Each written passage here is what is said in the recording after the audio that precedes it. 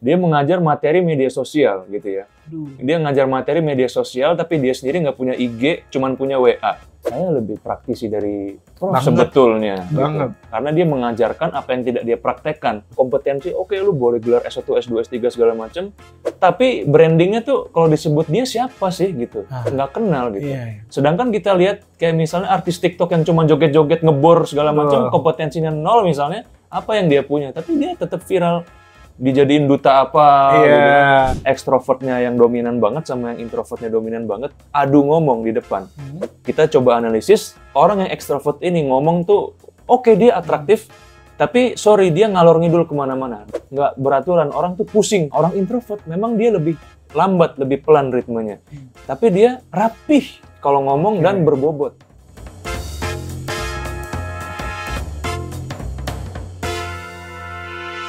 Yes, pada hari ini kembali lagi dan lumayan deg-degan. Tadi gue udah sempat bilang atau mention di offline, deg-degan deh gue menarsum kali ini. Karena gue kedatangan tamu public speaker yang lumayan terkenal, certified juga di mana-mana, ngajar atau beri manfaat untuk banyak perusahaan, banyak orang, terus juga banyak lah pokoknya kerjasamanya lah, intinya keren banget ini. Langsung gak pakai lama, Raden Hanif. Woi, Mas, sehat Mas? Apa kabar Mas? Alhamdulillah sehat. Aduh, Mas Raden, mungkin sebagian yang lumayan agak mendalami public speaker, tau lah Mas Raden mah nggak asing lah bagi mereka ya. Public speaking itu kuncinya cuma 3. Pembukaan, isi, sama penutup. Apapun jenis public speakingnya, mau dia MC, moderator, pembicara, presenter. Banyak juga teman-teman mungkin kita lewat FYP atau lewat timeline mana, kita nggak tahu viral di mana. Ini siapa ya sebetulnya? Iya dong. Betul. Siapa sih Mas Raden Hanif nih? Iya. Jadi ini pakai gue lu nggak apa-apa? Apa-apa, emang santai. Buat temen-temen ya, gue namanya Raden Hanif gitu ya. Emang kita tuh berkarir di dunia content creator tuh tahun 2022 awalnya Mas. Berarti 2 tahun lalu? 2 tahun lalu. Pandemi dong? Pandemi, nah justru lagi online itu kan. Awalnya konten gue tuh random. Ingat gak konten pertama apa? Ingat, waktu itu bahas tentang generasi muda, Gen Z, gimana caranya Gen Z ini supaya bisa produktif gitu kan. Sepi itu ya kayak cuman 1.000-2.000 view. Tapi juga nggak menurunkan ini dong, nggak menurunkan semangat gitu ya. Kayak testing sekitar 6 bulan tuh campur kontennya Mas. Kayak komunikasi, terus juga tentang Gen Z segala macam. Akhirnya ikut course gitu ya, kita coba ikut course, cara jadi kreator di dunia digital gitu kan. Itu diarahin tuh, harus spesifik niche-nya, harus yang satu skill yang super spesifik. Gue bilang, apa ya, kan gue kuliah ilmu komunikasi gitu kan. Mikir nih, apa ya, desain gue nggak bisa, terus ini nggak bisa, ngomong kali ya, coba Seni ngomong kali ya. Seni ngomong ya, gue coba, wah, video pertama 2 juta views gitu kan. Video kedua 3 juta, naik. 10.000 pertama itu cuma 2 hari. Wow. Dari 3.000 ke 10.000 itu cuma 2 hari naik, terus 10.000 ke 100.000 itu cuma 6 bulan, Mas. 120.000, sorry. Dari bulan April 2022 ke Oktober 2022 itu udah 120 ribuan. Enggak, maksud gue ketika lo untuk terjun ke dunia content creator itu, lo memang udah ada KPI sendiri atau lo nyoba aja? Nyoba aja. Jadi achieve ini nggak ada target sebetulnya? Nggak ada. Gila, iseng sebenarnya. Iya. Iseng-iseng membuahkan hasil. Gitu. Alhamdulillah. Iya, tapi sebelum lo terjun ke public speaker, lo tuh memang kerja, Mas, kantoran kah? Atau memang lo pengusaha, entrepreneur? Karena banyak juga mungkin yang belum tahu gitu. Betul. Iya. Gue orang biasa aja sih, Mas, sebetulnya. Gitu. Orang biasa gitu. Kita waktu itu startnya semester tujuan kuliah sih kayaknya gitu ya. Sorry, tahun berapa tuh, Mas? Ini gue nggak nyebut umur ya. Udah ketahuan kayaknya. Udah ketahuan. Tahun berapa aja nggak enak kan kalau berapa. bahasa umur kan. Udah ketahuan kayaknya. Iya. 2021 akhir sebenarnya sih, itu semester 7 gitu ya. 2022 awal tuh mulai ngonten gitu kan. Nah itu di situ tuh kita coba-coba. Ya awalnya as a mahasiswa gitu ya. Cuman sebelum-sebelumnya waktu dari TK, bukan dari TK, SD, SMP, SMA tuh gue udah biasa ngomong, Mas. Jadi MC, utamanya sih jadi MC di sekolah-sekolah gitu ya. Dan pertama kali gue jadi pembicara tuh SMA kelas 1. Pembicara diundang ke sekolah lain. Itu pertama kali kelas 10, itu umur berapa? 15 tahun gitu ya. Itu udah ngisi public speaking di OSIS LDKS SMP di swasta Kota Depok. Mulai dari situ lah gitu. Kita Dalamin, oh ketemu niche public speaking nih, kebetulan gue jago juga, punya basic ilmunya, viral tuh. Lumayan. Jadi, lumayan. Tapi kenapa waktu itu lu sempet bingung, gue apa ya kira-kira ya? Padahal lu artiannya dunia public speaking ini bukan hal yang baru ketika 2022 kan, awal-awal lu buat konten, padahal lu dari kelas 10 yang tadi lo bilang SMA, itu lu udah lumayan paham deh dengan umur lo segitu. Kenapa lo masih bingung waktu itu, Mas? Buat konten apa gue gitu? Gue dulu idealis, Mas. Oke. Idealis tuh gini, dalam arti gue bikin konten tuh biar gue kelihatan pinter. Bener, ini penyakit kreator awal tuh kenapa konten yang gak rame-rame, dia tuh idealis, apa ilmu yang dia punya gitu ya, egonya gedenya di situ, ternyata nggak sesuai sama kebutuhan pasar gitu. Jadi, market lo berasa diajarin kayaknya ya, paham gue. Akhirnya justru kita, apa ya, market tuh lagi butuh apa ya, public speaking gitu. Awalnya juga sama, Mas. Public speaking gue bahas tentang teknik opening segala macam dikit, cuman 2.000 3.000. Tapi giliran gue bahas yang basic, gimana cara mengatasi gugup 3 juta views. Oke, dari situ gue belajar bikin konten itu harus market niche banget gitu. Iya, benar. Jadi kalau nggak kayak gitu susah. Ya, karena memang belajar mungkin banget sih gue. Karena mungkin merasa market tuh melihat gue tuh nggak butuh konten yang pinter banget nih, yang basic aja dulu. Karena banyak banget masyarakat ya di Indonesia terutama gugup buat menghadapi orang, benar tertutup banget gitu. Dan akhirnya 2022 konten lo lumayan pecah banget. Lumayan. Tapi itu lo udah lulus kuliah belum? Itu belum. Lulusnya tuh Desember 2022. Desember 2000.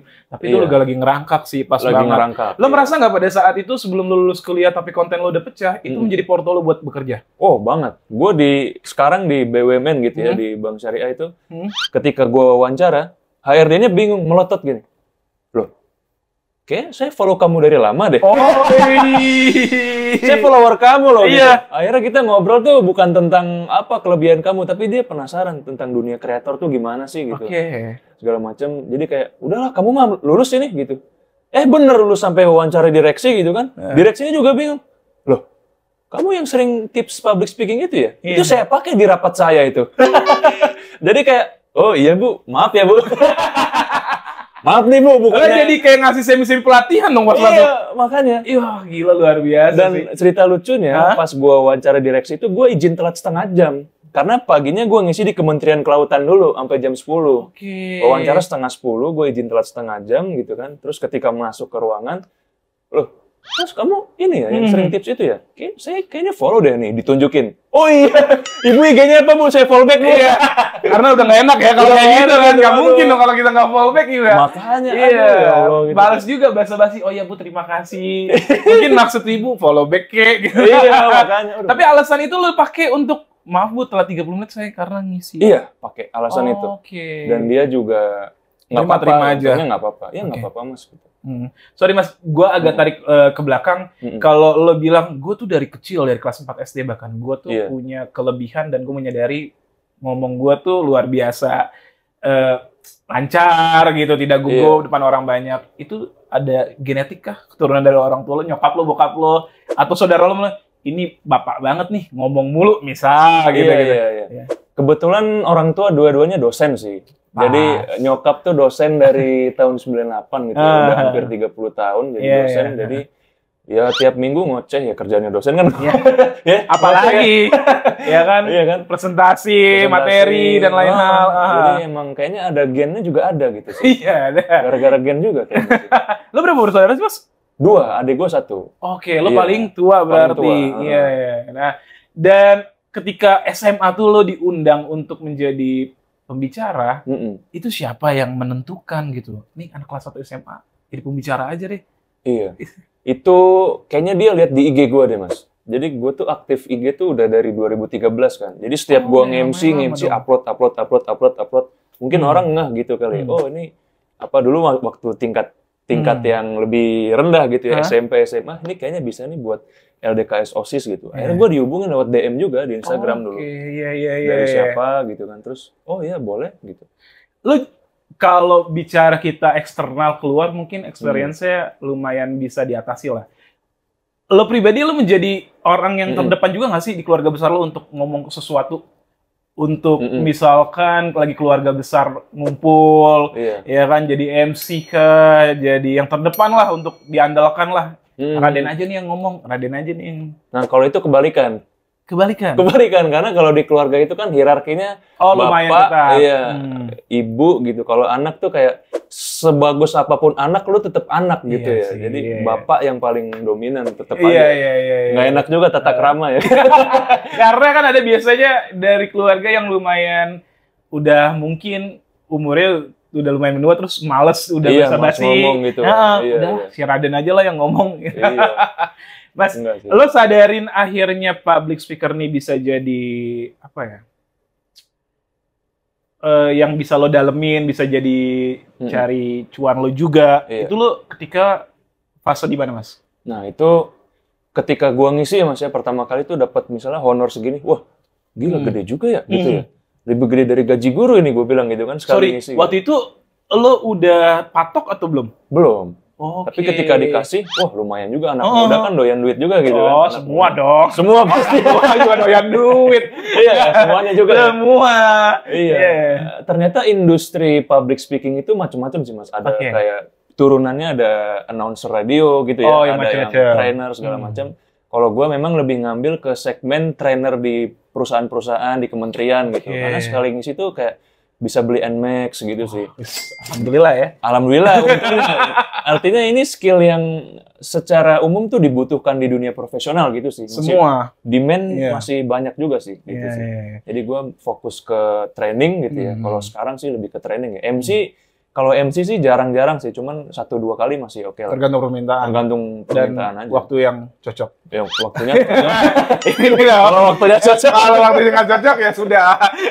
Iya dong. Itu dia. Tapi Mas, gue pernah lihat satu konten lo bilang kalau lo value-nya lumayan tinggi, cuman tidak buat konten.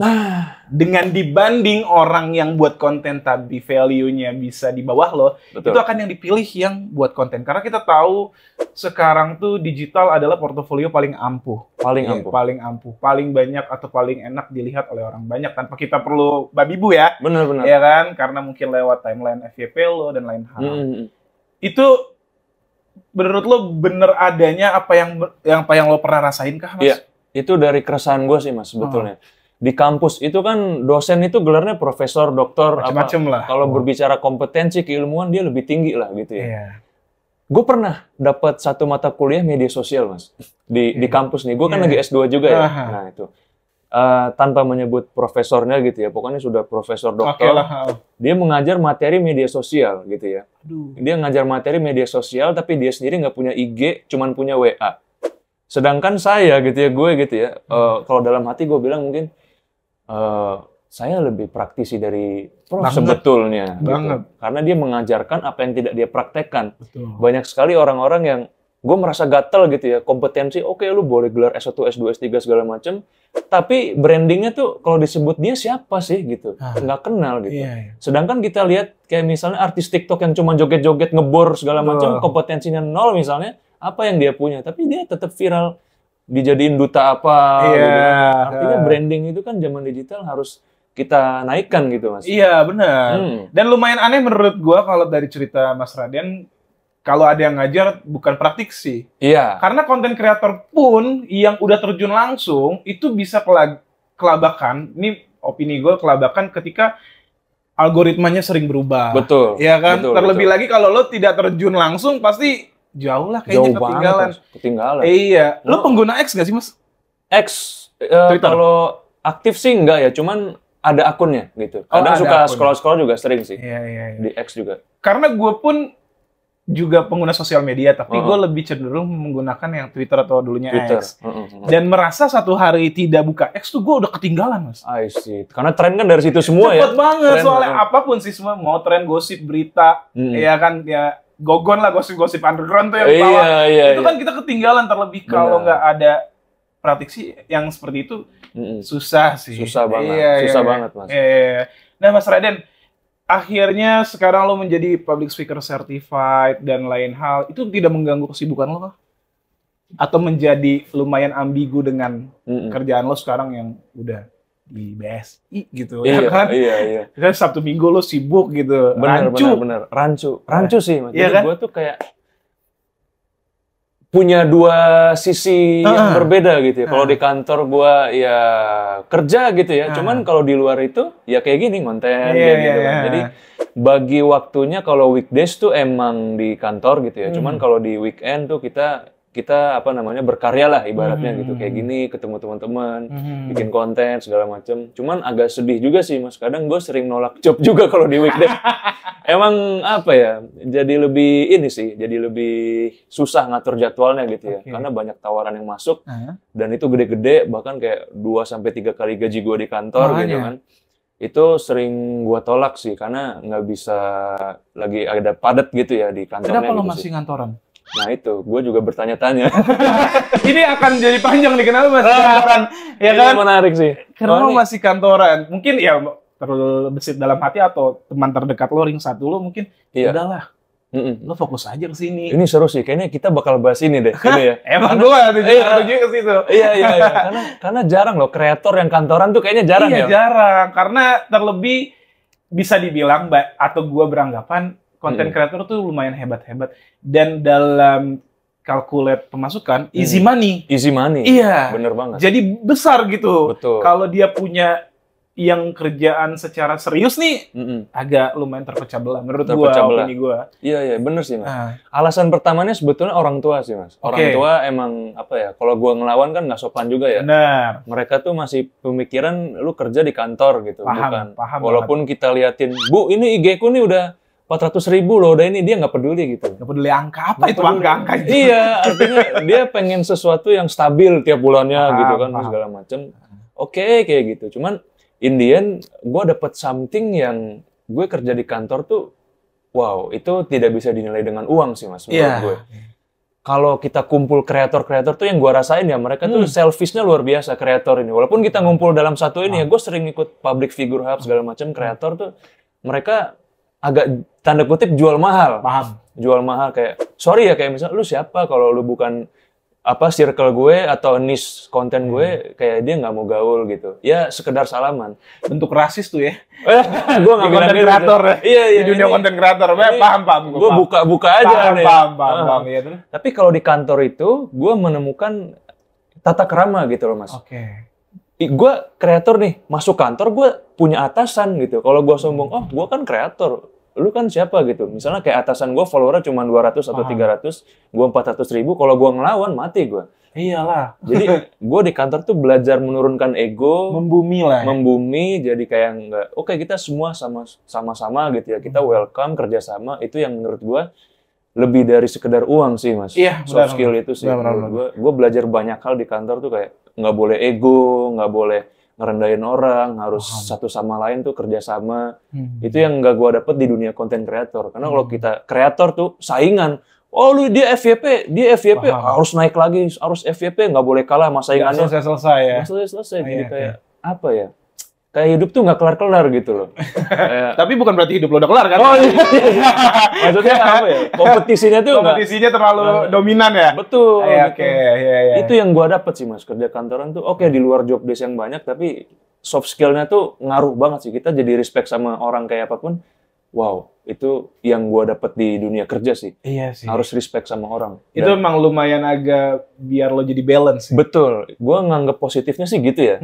Biar gua nggak, mungkin kalau misalnya gue masih jadi kreator sekarang mungkin agak tinggi atau agak sombong atau gimana, gue nggak tahu juga ya. Cuman sejak gue masuk ke kantor, oke, gue jadi down to earth, jadi lebih ayo ngumpul makan bareng, nggak beda-bedain mau staff mau apa, CS. Lo sempet di fase ada rasa sombong kah? Atau melihat konten kreator yang lain juga melakukan hal yang sama pernah lo rasain gitu? Jujur nih gue di awal gitu, apa nih? Udahlah gue males kolaborasi gitu. Di awal gue kayak gitu Mas. Manusia, paham gue. Di awal-awal, udah naik 10.000 gitu kan. Di awal-awal tuh mungkin kayak mini star syndrome gitu sih. Kayak paham. Mungkin kayak gue masuk ke kantor tuh kayak dikikis tuh pelan-pelan tuh. Kayak diiris-diiris itu nggak ada apa-apanya sebetulnya ya. Lu sejago apapun, lu tetap punya bos yang lebih bos lagi gitu. Atasan lu tuh banyak segala macam, kayak gue dikikis banget tuh, kayak gue merasa diiris-iris tuh Mas. itu pembelajaran juga sih buat gue. Jadi kayak lebih down gitu sih. Ini yang nggak banyak orang tahu juga sebetulnya. Tapi memang konten creator tuh kalau memang berdiri sendiri tanpa punya sisi lain gitu, ya memang banyak sih Mas yang menurut gue lumayan agak ego, banyak lumayan agak keras, dan itu lo dapetin atau lo mengambil sisi lain dari kerja kantoran itu menurut gue oke sih. Iya, jadi nggak didapat. Jadi mungkin pelajaran juga buat teman-teman mungkin karena ego menjadi konten kreator atau yang bergerak di dunia digital tuh kadang-kadang egonya suka tidak sadar tuh Mas. Secara nggak sadar tuh. Bener banget. Dan kalau orang terdekat lo untuk ngobrol juga nggak enak. Gitu pasti ya udahlah emang lagi masanya kali lo lagi naik daun kali. Bener. Iya. Karena teman-teman seusia gue Mas gitu, itu tuh mereka jarang yang bukannya apa-apa ya, maksudnya yang fokus di dunia kreator tuh kayak cuman gue sendiri gitu loh. Jadi mungkin ketika kita ketemu gitu, ada influencer nih, apaan sih gue bilang? Ya elah biasa doang gitu, maksudnya chill aja gitu. Iya, paham. Kayak teman-teman gue tuh ngeliat gue tuh kayak udah tinggi banget gitu loh, padahal aslinya ya biasa sama aja lah gitu. Iya, paham gue Mas. Tapi ketika lo pertama kali buat konten, ada nggak circle lo yang ngapain sih lo ngomong-ngomong gitu di Instagram? Yang ngeceng-ngecengin lo. Ini kan pemula konten kreator tuh ketakutannya hal yang seperti itu tuh. Betul. Paling di circle dia dulu deh, nggak usah jauh-jauh. Ada nggak Mas? Alhamdulillah sih nggak ada ya, nggak ada. Artinya mereka malah mendukung karena mereka udah tahu gue jago ngomong dari lama gitu sih. Jadi kayak ya mereka nggak kaget sih kayak gitu ya. Jadi udah. Tapi ada nggak ya cerita ke lo? Dan lo menanggapi gimana Mas? Misalkan ada teman-teman terdekat lo yang atau mungkin ketika lo mengisi public speaker tuh ada yang cerita pun hal yang sama, gimana ya caranya untuk buat konten terus menanggapi circle kita paling dekat, ketidakpercayaan akan hal dunia digital ke depan gitu. Iya, banyak sih. Terutama teman-teman seumuran tuh yang mungkin mereka kalau main sama gue tuh kayak minder gitu loh Mas. Paham. Itu terjadi di teman-teman kreator yang muda-muda kalau ngumpul sama teman sebayanya yang mungkin belum senaik itu gitu ya. Gue nanggepinnya sih biasa aja gitu ya. Kalau kadang lagi nongkrong gitu, kadang gue traktir. Gue biasanya pakai jus traktir Mas. Ayo sini, gue traktir gitu kan. Ngumpul di warung di mana, gue traktir. Terus kalau mau apa udah nambah, ini gue bayarin. Gitu. Itu bentuk apa ya? Menurut gue itu cara gue supaya tetap down to earth sih.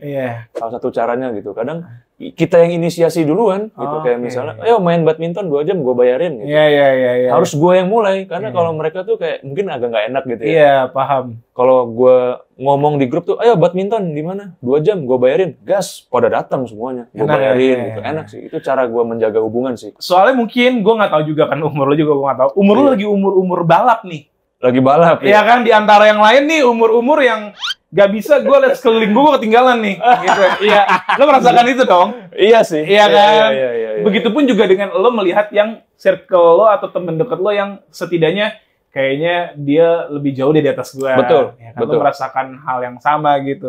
Umur-umur ambisius gitu. Benar. Iya kan? Tapi banyak temen lo yang seperti itu? Oh banyak. Banyak banget. Banyak. Artinya mereka tuh lagi fokus ke fase kehidupannya masing-masing gitu kali ya. Ada yang sesama kreator juga. Dia kadang kalau ngelihat konten gue FYP tuh dia, wih FYP nih. Tiba-tiba diam-diam dia ngikutin versi konten gue gitu, ngikutin style konten gue gitu. Secara nggak langsung muji tapi dia besoknya duplikat. Gitu. Ada juga kayak gitu. Iya. Berarti dia muji tuh mau bersaing gitu ya. Jadi dunia kreator tuh, misalnya kita komparasi, si ini nih, dia baru naik follower, ada yang viral tuh, pasti jadi omongan di kita-kita. Iya sih.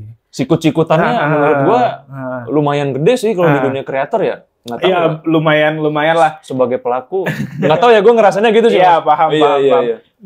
Lo lagi termasuk ada dua variabel yang lumayan ketat menurut gua, content creator sama public speaker. Nah, nggak cuma content creator nih dunia lo nih. Benar. Content creator lo juga terjun, public speaker pun juga banyak banget. Iya, benar sih. Indonesia. Tadi gue sempat mention secara kita ngobrol secara offline, ini banyak banget loh. Pelatih public speaker yang certified luar biasa di Indonesia. Apakah memang benar-benar warga Indonesia, terutama anak muda, membutuhkan komunikasi yang bagus gitu kah? Bener, butuh banget. Karena anak zaman sekarang itu kan waktu pandemi dia di rumah terus tuh Mas. Nah itu tuh skill buat ngomongnya tuh kurang, apalagi di kantor gue megang 5 anak magang sekarang kan. Dan anak-anak magang itu emang kalau disuruh speak up tuh kayak masih malu-malu gitu, dia kayak masih agak kurang gitu. Khususnya buat anak muda, public speaking tuh harus banget Mas. Karena dimanapun kita berada, seseorang yang dipandang tuh adalah dia yang harus ngomong gitu sih. Kita diingat berdasarkan gagasan yang kita sampaikan gitu. Kita hadir di suatu tempat misalnya nggak ngapa-ngapain, dia main HP, Oke, gue tahu dia, tapi gue nggak tahu dia siapa. Nggak berkesan lah. Nggak berkesan. Tapi ketika dia ngomong, at least misalnya speak up di depan banyak orang, oh itu dia. Jadi dia akan diingat oleh memori banyak orang. Dan itu salah satu kemampuan public speaking tuh menginfluence banyak orang supaya dia pertama tahu diri kita siapa, yang kedua kita bisa nyampein pesan yang bisa jadi manfaat juga buat mereka gitu sih. Ya, Mbak. Kalau bahasa religiusnya banyak amal jariahnya. Ya kan kalau bahasa udah paten lah itu. Mas, banyak juga yang merasa ketika menjadi public speaker, temen gue public speaker juga ada Mas, salah satunya. Terus dia merasa agak lumayan sulit ketika audiensnya lumayan pasif. Benar ya kan? Benar banget. Itu kan tantangan tuh sebetulnya, udah diundang ya kan. Terus ternyata dia ngomong audiensnya pasif. Lo cara ngatasinnya atau ada nggak memori yang paling lo inget banget sampai kayaknya gue nggak mau deh ngisi dengan audiens yang umur segini deh. Itu gue pernah alamin Mas. Waktu itu gue diundang salah satu kampus negeri di Purwokerto gitu ya.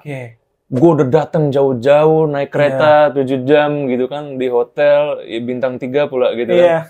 Ketika datang tuh krik-krik gitu, kayak mungkin beda ya karakteristik orang daerah sama orang apa namanya, kayak masih lugu gitu. Ini kayak diajak ngomong, ayo siapa yang udah sarapan hari ini misalnya, terus diem gitu. Coba udah icebreaker berapa kali tuh? Udah, itu pengalaman suatu terburuk gue sih.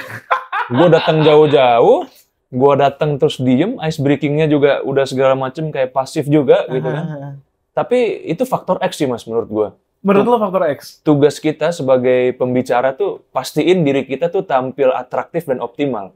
Perkara audiensnya lu mau pasif, mau diem, mau nggak ada suara sekalipun, kalau kita udah berusaha maksimal, nggak apa-apa. Itu faktor X. Emang mungkin karakteristiknya kayak gitu.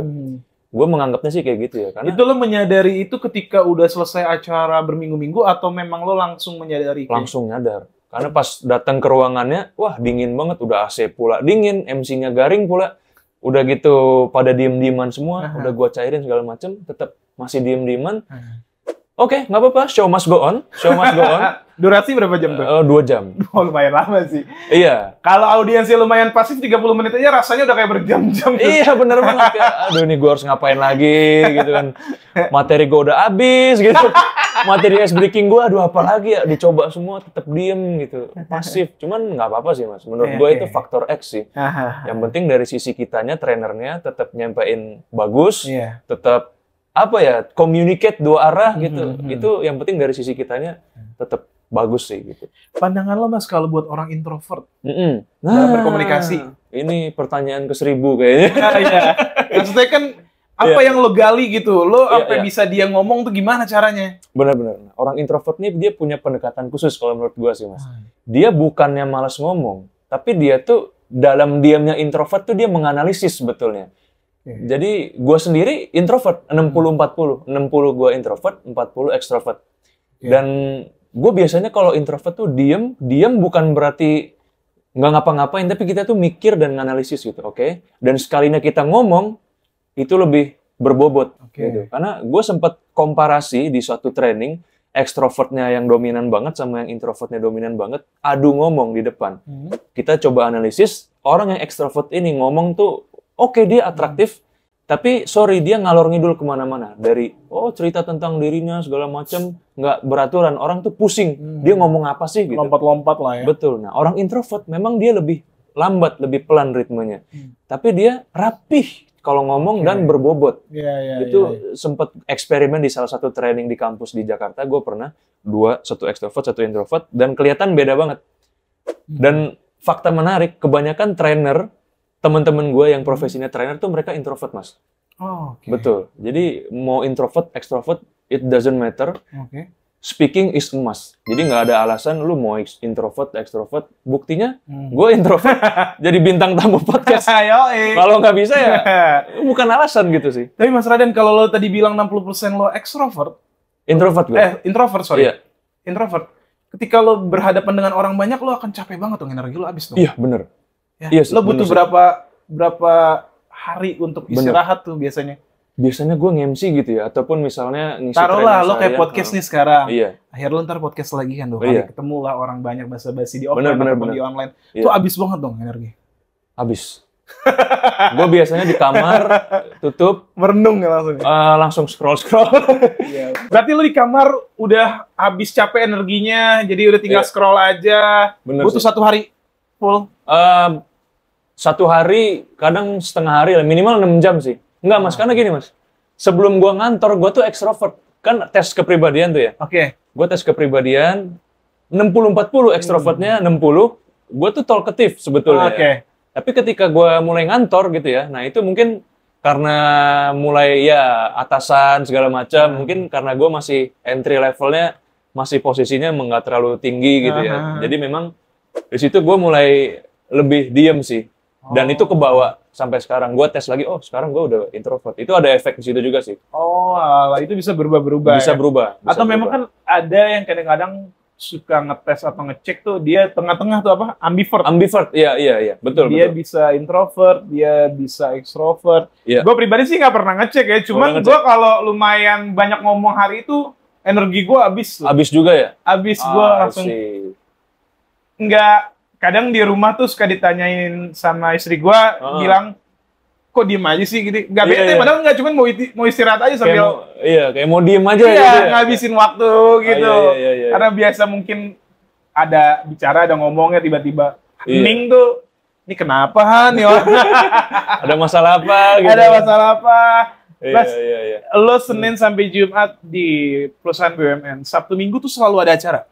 Ada, selalu ada. Selalu ada. Ini gue udah hampir 2 bulan nih, Sabtu Minggu nggak ada weekend sih. Kayak kerja terus gitu ya. Ya entah gue ngisi materi atau emang acara kantor. Kemarin juga kita ada konser, ada launching di Parkir Timur Senayan. Jadi kita kemarin gue jadi LO-nya Omes.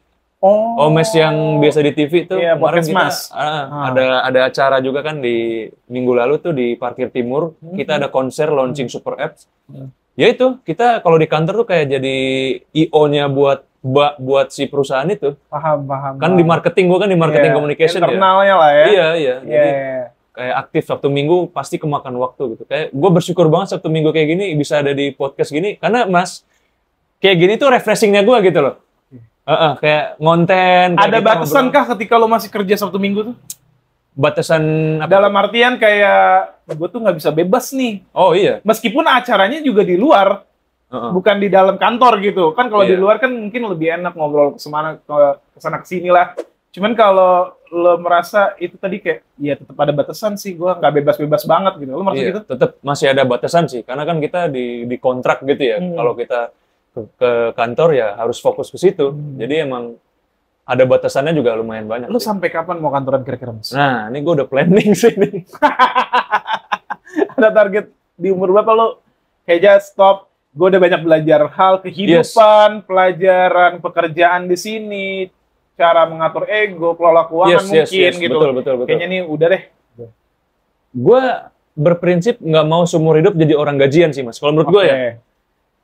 Plan ke depan sih pasti akan berkarir di dunia kreatif juga sih. Pastinya entah join venture sama teman atau gue join yang kalau dari nol sih gue susah sih mas menurut gue.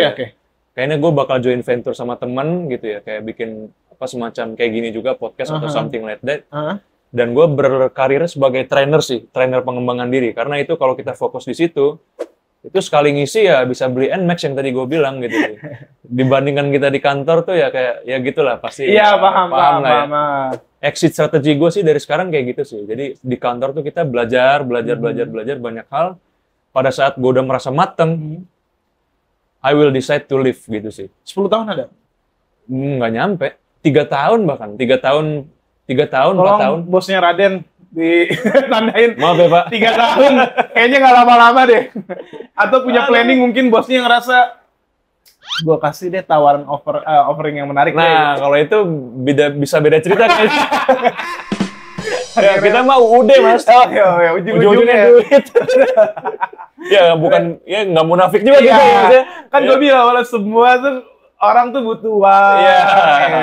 Tapi kalau bicara duit, bicara uang, terus lebih kita udah lumayan agak dewasa. Betul. Ketakutan terbesar lu dalam hidup lu apa sih?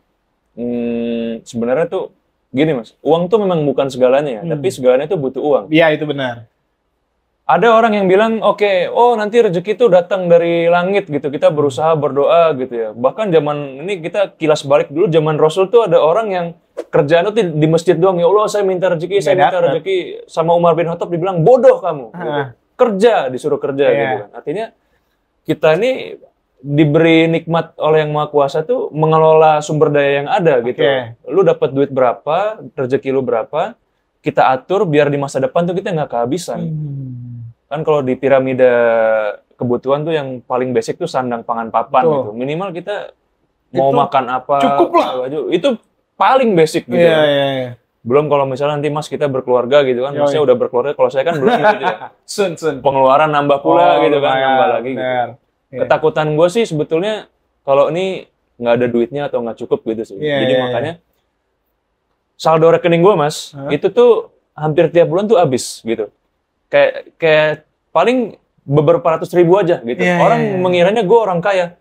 Lu lihat saldo rekening gue sekarang berapa gitu. Karena gue taruh di saham, di emas gitu. Jadi investasi lah ya. Gue cukup keras sama diri sendiri di investasi sih Mas. Karena gue ada ketakutan di masa depan tuh harga naik segala macam. Inflasi juga makin tinggi. Betul. Kalau gue nggak punya cadangan duit, mati gue.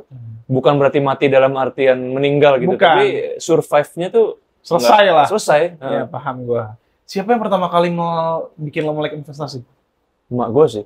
Oh, nyokap. 2019 tuh waktu semester 3 kuliah gitu ya. Gue udah ikut sekolah pasar modal, Mas. Oh, karena yang biasanya gue denger di circle gue, mereka melek investasi itu circle gue ketika pandemi. Oh iya. Itu lumayan menjadi acuan kan jadi saat acuan. itu kan. Bener sih, tapi lo kalau 2019 gokil juga sih. Sebelum pandemi gitu. Iya, sebelum pandemi. Jadi udah mulai belajar saham tuh di situ tuh. Belajar saham gitu kan. Awalnya sih rugi banyak tuh, rugi 20 juta apa 30 juta karena gue beli saham nih berarti gue punya perusahaannya ini gitu kan. Paham. Waktu masih awal anak muda ya kan. Wah, gue beli saham nih. Bodoh amat, gue masih nggak ngerti tuh kan. Gue beli saham Telkom. Gue jadi punya Telkom, ikut RUPS segala macem. Turun. Aduh, rugi 20 juta. Tapi makin kesini makin belajar investasi. Uang kita tuh muter gitu, Mas. Jadi uang bekerja untuk kita kalau investasi itu. Gue percayanya sih itu ya. Sampai kira-kira lo target sampai umur berapa lo investasi? Selamanya. Selamanya. Kalau opini lo, pandangan pribadi lo, takutin tadi dipotong atau diplesetin netizen ya. Investasi paling menarik atau paling bagus menurut lo di mana? Investasi yang paling bagus dan menarik menurut gua, Mas Raden Hanif teman-teman iya. Takutnya kadang-kadang so tahu nih orang. Iya benar. Ini orang nih. Investasi terbaik itu adalah investasi yang paling lu kuasai instrumennya. Nggak ada yang terbaik, nggak ada yang terburuk. Misalnya, gue jago di saham, dia jago di kripto. Misalnya, walaupun similar tapi itu beda.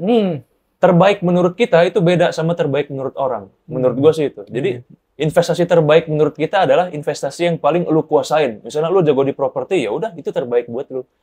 Gua main di emas sama di saham dan terbaik menurut gua saham dan emas karena gua main di situ. Kalau orang beda lagi. Misalnya dia nggak jago di saham, tapi dia jago di properti misalnya, jual beli rumah, kontrak segala macam. Ya udah itu terbaik menurutnya dia. Karena nggak ada paten baku kalau kita bicara return ya. Kalau return pasti yang tinggi saham sih, high risk high return gitu kan. Kalau emas tuh kan lambat tapi dia tetap naiknya stabil. High risk-nya high banget. Udah di high-highin loh. Gokil. Iya. Tapi itu bener jawaban yang bagus juga sih menurut gua, kayak ya tergantung lo aja. Tergantung masing-masing sih. Masing-masing nggak bisa aja. dipukul rata. Kemampuan kan beda-beda juga Mas. Tapi banyak circle yang nanyain ke lo untuk perihal ini. Banyak sih. Jadi teman-teman gue tuh pada ajarin saham dong, gimana caranya? Oke, nih lu pertama buka aja. Gue nggak endorse. Bang, nggak apa-apa di sini nggak masalah. Apa? Misalnya kayak lu buka Stockbit atau buka Ajaib gitu kan gitu. Gue selalu saranin, lu mau belajar saham, buka Stockbit. Stockbit, install, itu lu lihat harga saham, perkembangannya kayak gimana. Itu ada streamnya juga. Kalau lu mau keren, belajar sama Andi Senjaya. Ataupun sama, siapa tuh namanya? Felicia Putri Ciasaka. Itu di YouTube. Itu gue follower dia juga sih. Gue belajar saham dari situ juga. Itu ini ya, Felicia tuh siapa sih? Ternak uang ya kan? Benar kan? Ternak uang ya? Yang ternak uang ya? Oh, sama Raymond kan? Sama Raymond Chin kan? Dulu ya? Oh, Dulu. beda sekarang. Ya terus? Ya itu sih. Jadi gue belajarnya dari mereka-mereka juga yang lebih dulu invest di dunia saham gitu sih. Iya. Tapi Mas, selain lo public speaker, investasi, ini udah lumayan ini nih, agak berat nih. Agak berat. Hobi lo di luar itu apa sih? Lo lumayan passion apa sih? Game kah? Olahraga kah? Gue lari sih, Mas. Olahraga lari. Tiap minggu pagi tuh gue keliling komplek misalnya. Atau kan rumah gue di Depok ya. Gue ke UI jogging pagi sama teman-teman. Atau kadang main time zone juga. Gue masih main time zone loh. Iya. Kemarin gue main time zone sih. Oh gitu? Sama ya? Gue main time zone sih. Pelepas penat banget. Yoi. Tapi emang seru aja emang. Seru aja. Kita main-main, hobi sih. Hobi gue satu tuh baca sih, Mas. Keren sih. Gue tiap ke Gramedia tuh beli buku bisa 4-5. Habis tuh $1.800.000 tuh. Iya. Tapi dibacanya nanti.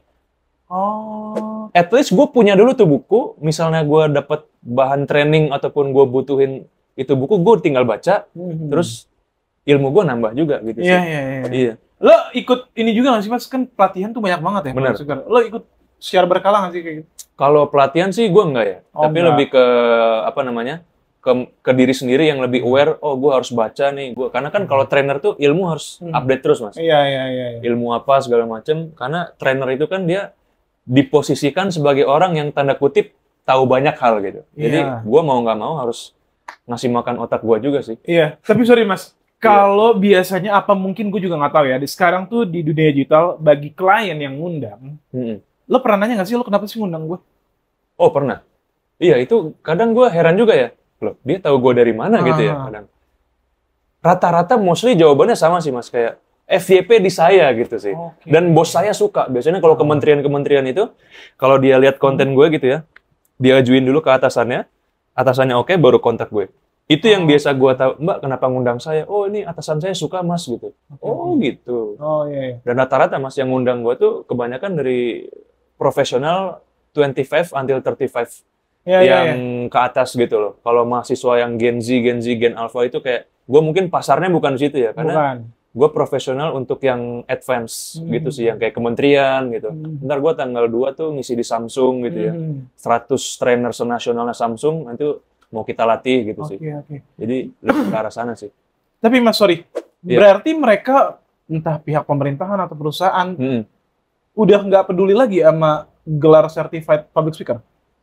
Justru itu yang dilihat sih. Bukan, gue menangkapnya karena konten. Karena konten, dan kalau gue kan nyantumin di bio tuh Certified Public Speaker and Trainer by BNSP gitu. Dan itu jadi salah satu pertimbangan mereka juga sih. Dia pastiin ngundang narasumber yang kompeten di bidangnya, dan itu harus jadi prasyarat juga. Karena kalau instansi kayak gitu kan dia ngelihat siapa sih, kan ada background checking dia. Background checking, segala macam. Kalau dirasa oke, itu jadi salah satu poin juga sih menurut gua. Tapi Certified Public Speaker kan banyak kan kalau di Indonesia? Banyak banget. Banyak banget. Yang paling bergengsi apa sih? BNSP. BNSP itu? Badan Nasional Sertifikasi Profesi. Itu lo udah ngambil kan? Udah. Jadi lo nggak ada lagi nih setelah ini? Pasti gue ngambil lagi sih. Nah ini gue mau bongkar bisnis sertifikasi kalau mau gue bongkar nih. Ya nggak apa-apa, lo spill aja. Makanya ini pertanyaan gue dalam arti ya mungkin teman-teman yang nonton juga melihat, oh ternyata ada beberapa hal yang diundang sama perusahaan, sama orang pemerintahan, itu karena branding konten. Betul. Itu adalah poin pertama ya, teratas top tier ya, sebelum akhirnya melihat background checking ya. Benar. Oleh karena itu, bagi gue berarti kalaupun orang ini bagus dan public speaker ya belum ada sertifikat tapi kok branding kontennya lumayan tinggi, lumayan bagus secara engagement, apakah itu berpeluang besar juga untuk diundang? Berpeluang besar juga, kayak yang padahal belum ada certified. Belum ada certified. Nah ini nih. Itu tadi Mas yang gue bilang, orang yang kompetensinya biasa aja tapi dia brandingnya tinggi, itu kadang-kadang diundang juga. Temen gue trainer juga Mas, dia tuh belum lulus kuliah, tapi klien dia tuh dari Kementerian Keuangan, lebih cakep dari gue kliennya dia. Dia S1 aja belum lulus gitu loh. Ini terus. Iya. Padahal secara sertifikasi, gue udah lulus S1, sertifikasi gue banyak gitu ya. Tapi emang karena dia pemain lama sih, dia lebih dulu dari gue gitu ya. Itu tadi branding itu makanya lebih keren lagi, orang yang udah punya konten bagus, kompetensinya oke, gelarnya banyak, itu paket komplit sih. Lo dong ya? Ya, seharusnya. Iya. Seharusnya. Berarti sertifikasi yang tadi lo bilang lumayan paling tinggi adalah BNSP. BNSP. Iya, BNSP. Selain itu saat ini belum ada. Kalau di negara kita yang diakui pemerintah itu BNSP, Mas. Itu karena dari pemerintah langsung ya.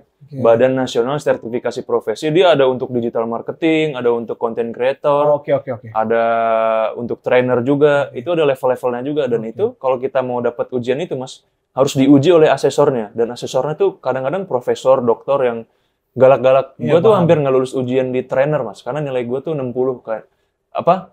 Teori mengajar gue tuh waktu itu 60 gitu kan. Dibilang, Mas, saya beri kamu kesempatan 1 kali lagi untuk ngerjain asesmennya. Kalau nggak lolos, Anda gagal gitu. Oke, gue belajar serius. Artinya buat dapetin ini tuh nggak main-main juga gitu loh. Berapa lama tuh? Gue 4 hari sih. 4 hari, oke. Walaupun 4 hari, tapi dia berlakunya tuh 3 tahun. Per 3 tahun, ulang lagi, tes lagi, ujian lagi. Jadi mastiin kompetensinya tuh nggak luntur gitu sih. Iya, paham. Tetap update jadinya ya? Harus tetap update. Tahu nggak sih alasan temen lo nggak ngambil sertifikat? Mahal. Padahal seharusnya bisa sih cari dengan cara lain mungkin kali bisa, iya. Terlebih kan dia udah diundang di mana-mana. Nah, itu. Tapi ya tadi lagi yang kita bilang akhirnya balik jadi branding konten lagi. Jadi mungkin ini pesan juga tersisipkan dari Mas Raden, kalau lo cara ngomong lo bagus, seni ngomong lo bagus, certified lo lengkap, apapun lah, tapi kalau konten lo lumayan di bawah. Percuma ya? Percuma, Mas. Itu gue alami sendiri gitu. Karena gue statement itu keluar dari pengalaman gue juga sih. Gitu. Jadi ketika branding seseorang itu tinggi, tapi kompetensinya dia biasa aja, bahkan belum lulus S1, orang tuh akan lihat first time tuh memang kontennya dulu sih. Iya. And second baru lihat di background checking udah punya kuliah apa aja, misalnya gelarnya apa aja gitu. Itu yang kedua gitu. Yang pertama engagement itu di virality di media sosialnya itu sih. Kalau lo melihat public speaker lain dengan certified yang lumayan bukan BNSP, lo menganggap ini certified abal-abal ya? Abal-abal. Karena gini, Mas, gue bongkar, sekarang tuh banyak di dunia pelatihan itu dia jual certified, misalnya apa? CPSS gitu ya, Certified Public Speaking Professional gitu. Itu tuh kayak cuman 100.000 dapat gelar non-akademik. Gue pernah ikut langsung. Oh, lo pernah ikut? Dan gue ingin coba menyelami ini gimana sih sistemnya. Jadi dia tuh ngajar. Oke, setelah itu dikasih gelar sertifikasi dan dia nggak ngapa-ngapain. Jadi hanya dia meraup ekonomi dari jualan gelar. Kayak jual ijazah ya? Jual ijazah.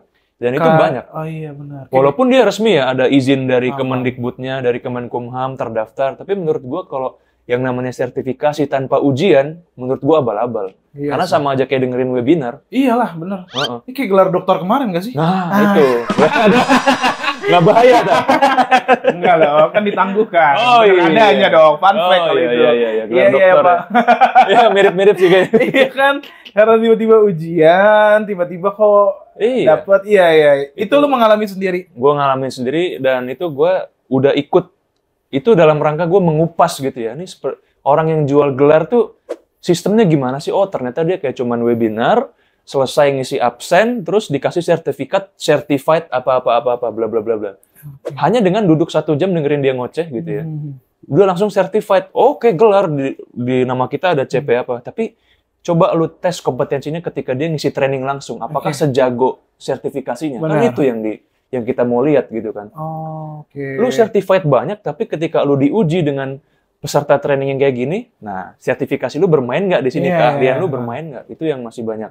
Menurut gua sertifikasi abal-abal tuh ya bukannya merendahkan ya Mas, tapi memang menjadi bisnis lah ya. Jadi bisnis sekarang. Iya, konteksnya jadi bisnis. Jadi bisnis. Iya. Tapi untuk menghindari itu, lo biasanya dilihat dari apanya sih? Kayaknya nih abal-abal deh. Iya. Dilihat dari metodenya dia, Mas. Kalau dia cuman webinar sejam terus dapat gelar, itu bagi gua abal-abal. Iya, benar lah. Nggak ada ujian, nggak ada apa. Dan kualitas si pengajarnya, itu yang kita lihat. Bahkan kadang si pengajarnya ini dia nggak punya sertifikasi yang diajarin itu. Jadi lompat.